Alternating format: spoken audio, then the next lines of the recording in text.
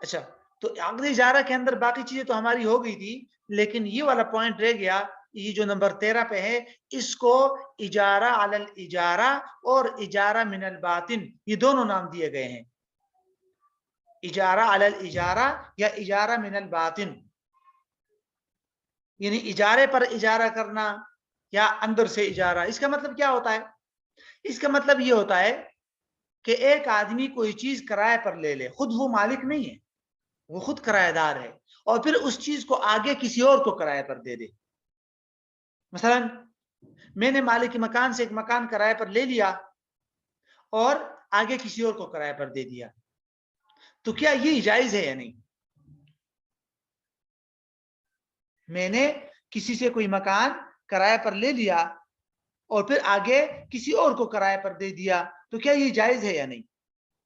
تو پہلی بات تو یہ ذہن میں رکھے کہ اگر مالک مکان نے یہ شرط لگائی ہو ایگریمنٹ میں کہ تم نے خود رہائش اختیار کرنی ہے، آگے کسی اور کو کرایہ پر نہیں دینا، پھر تو اس کی پابندی ضروری ہے، پھر تو نہیں دے سکتے آپ۔ لیکن اگر ایسی کوئی شرط نہ لگائی ہو تو پھر کرایہ دار اس نے جو مکان یا دکان کرایہ پر لیا ہے وہ آگے کسی اور کو کرایہ پر دے سکتا ہے، فی نفسی ہی یہ جائز ہے۔ لیکن یہاں ایک بات ذہن میں رکھنا بہت ضروری ہے، وہ یہ ایک سوال پیدا ہوتا ہے کہ میں کرایہ دار ہوں، میں نے ایک مکان یا دکان کرایہ پر لیا ہے 10,000 ماہانہ، اب آگے جب میں کرایہ پر دوں گا تو کیا میرے لیے یہ جائز ہے کہ آگے میں زیادہ کرایہ پر دوں؟ خود تو میں نے 10,000 کرایہ پر لیا ہے اور آگے میں دے رہا ہوں 15,000 کرایہ پر، تو کیا یہ جائز ہے یا نہیں؟ یہ 5,000 بیچ میں کیوں لے رہا ہوں؟ میرا تو مکان نہیں ہے، وہ دکان میری تو نہیں ہے نا؟ تو کیا یہ جائز ہے یا نہیں؟ ائمہ ثلاثہ تو فرماتے ہیں کہ جائز ہے۔ کیوں؟ اس لیے کہ جب میں نے دکان کرایہ پر لے لی 10,000 کے بدلے، تو اس دکان کی سروسز کا میں مالک ہوں، تو اس سروسز کو میں مہنگا بھی بیچ سکتا ہوں، میری مرضی ہے، میں مہنگا بیچوں، میں سستا بیچوں، میں نے 10,000 میں لیا ہے آگے 10 میں دوں، میں نے 10 میں لیا ہے آگے 5 میں دوں، میں نے 10 میں لیا ہے آگے 15 میں دوں، سب مجھے میرے اختیار میں ہے۔ یہ ائمہ ثلاثہ کی رائے۔ حنفیہ کی رائے، حنفیہ کہتے ہیں کہ 2 صورتوں میں اجازت ہے، باقی اجازت نہیں ہے۔ ایک صورت تو یہ ہے کہ کرایہ کی جنس الگ الگ ہو۔ کرایہ کی جنس کیا ہے؟ الگ الگ۔ کیا مطلب؟ کہ میں نے مکان یا دکان 10,000 پاکستانی روپے کرایہ پر لیا ہے اور آگے والے کو میں نے $100 پر دے دیا کرایہ پر، تو $100 تقریباً 16-17 ہزار روپے بنتے ہیں، لیکن جنس الگ ہے۔ میں نے جس کرایہ پر لیا تھا وہ پاکستانی روپے ہے، اور آگے جو میں دے رہا ہوں وہ کیا ہے؟ وہ پاکستانی روپے نہیں ہے بلکہ وہ ڈالرز کی شکل میں، جنس تبدیل ہو گیا۔ تو دونوں اجرتوں کی جنس الگ الگ ہو پھر جائز ہے حنفیہ کے ہاں۔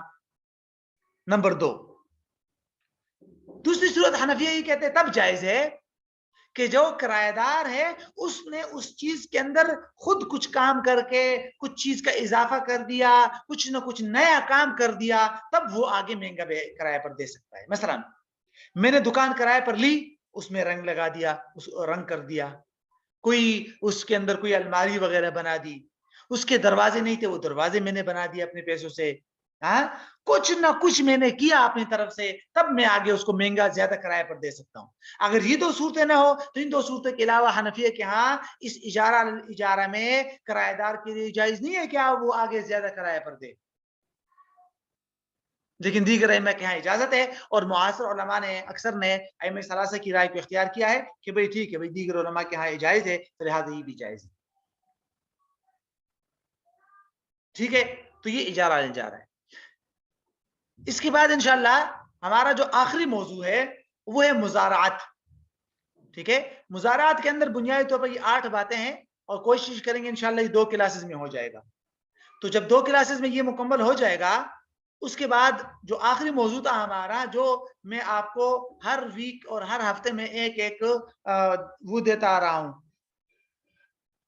میں آپ کو ہفتے میں ہر منگل کو جو ایک لیکچر دیتا آ رہا ہوں، یہ جوا ہو گیا، تشہیر ہو گیا، بانڈز، کریڈٹ کارڈز، ٹھیک ہے، بل آف ایکسچینج، عقود المشتقات، LC، بیع الدیون، سمپل، بے میں غلطی، مال حرام، ٹھیک ہے، یہاں تک ہو گیا ہے، مال حرام تک 11، ٹھیک ہے۔ نمبر 12 سے لے کر یہ دیکھیے نمبر 29 تک یہ رہتے ہیں. اب اس میں یوں ہوگا کہ کچھ کی میرے پاس باقاعدہ اسی طرح ریکارڈنگ لیکچر پہ موجود ہے.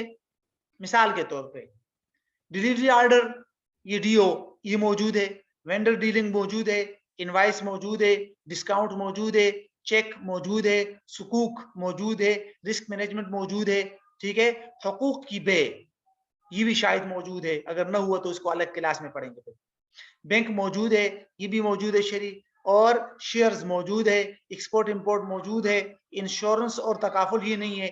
یہ باقاعدہ ایک کلاس میں ایک ساتھی کو انشاءاللہ انوائٹ کریں گے, وہ پڑھائیں گے.